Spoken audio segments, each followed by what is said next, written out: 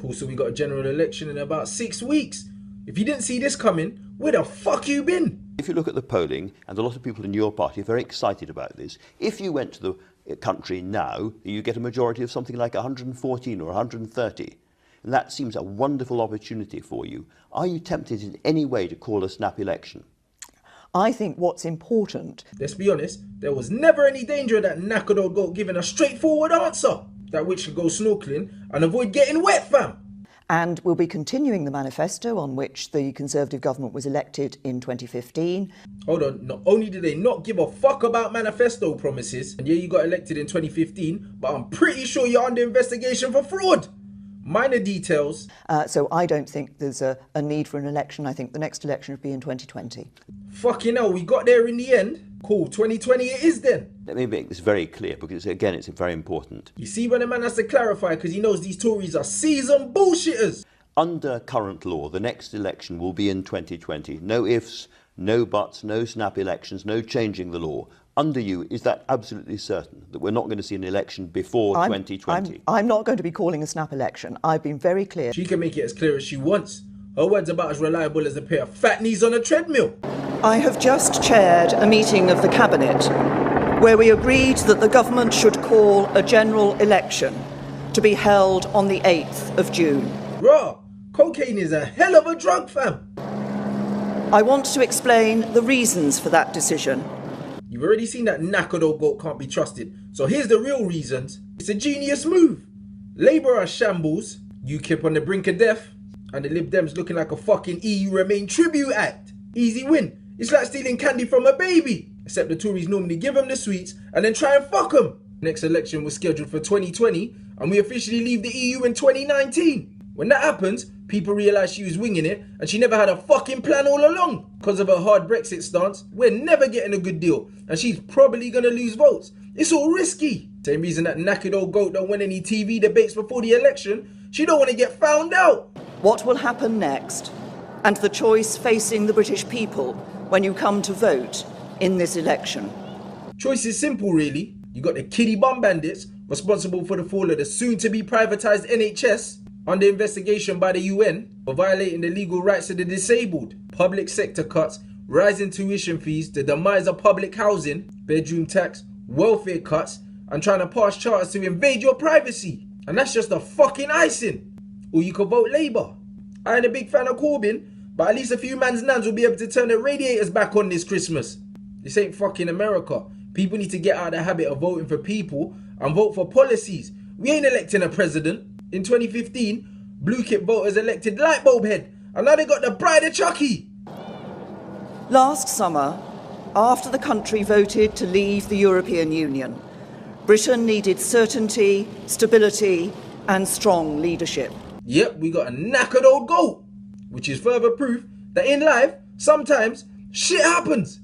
And since I became Prime Minister, the government has delivered precisely that. Is she alright? She needs to have a day off. In the last 6 months, she's turned more times than a London Eye. We have also delivered on the mandate that we were handed by the referendum result. Britain is leaving the European Union, and there can be no turning back. Now she's trying to make it a them versus us B-Tech Brexit sequel.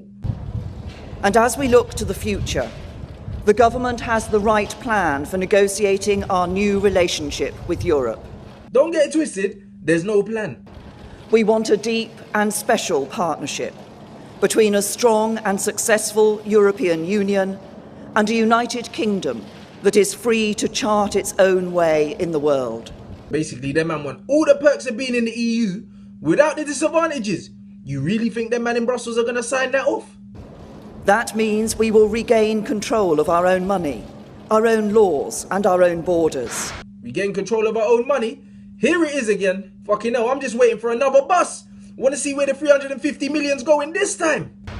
And we will be free to strike trade deals with old friends and new partners all around the world. Old friends? I hope she's not referring to the places that they previously colonised and destroyed. Because if that's a fucking friendship, who needs them? I'll find me a desert island, grab me a Wilson, and I'm Tom Hanks in, fam. This is the right approach, and it is in the national interest. What's in the national interest is for you pedos to fuck off. Fat kids everywhere because they ain't allowed to play outside. Tories hanging around on street corners with hard dicks and a bag of Star Mix, fam. But the other political parties oppose it. I should fucking hope so, or why else are they there? At this moment of enormous national significance, there should be unity here in Westminster. Fuck unity, that's why there's opposing parties. Look at Diet Hitler throwing her toys out the pram. The country is coming together, but Westminster is not.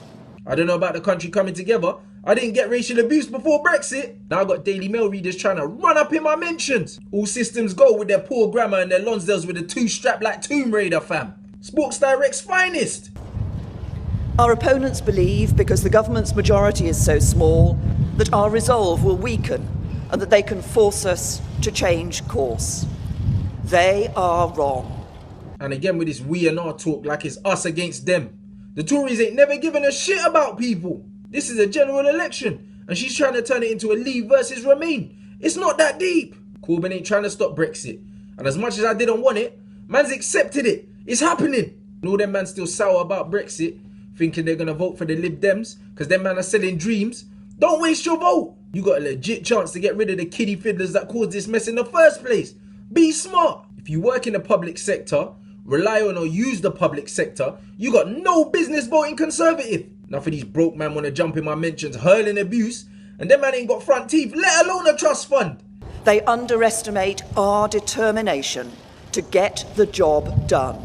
And the job she wants to get done is to turn this place into a tax haven so all her corporate billionaire friends can have a field day. The standard of living will continue to go down for the working class and the price of living will continue to go up. So if you're genuinely fed up of getting fucked over by the scum, vote Labour. Could you see the look on their faces if Corbyn wins, fam? Priceless. Ransom Bants, make sure you like the vid, share the vid, tag your friends and subscribe to the YouTube channel. Add the Snap, add the Insta, add the Twitter, all of that, all of that, all of that.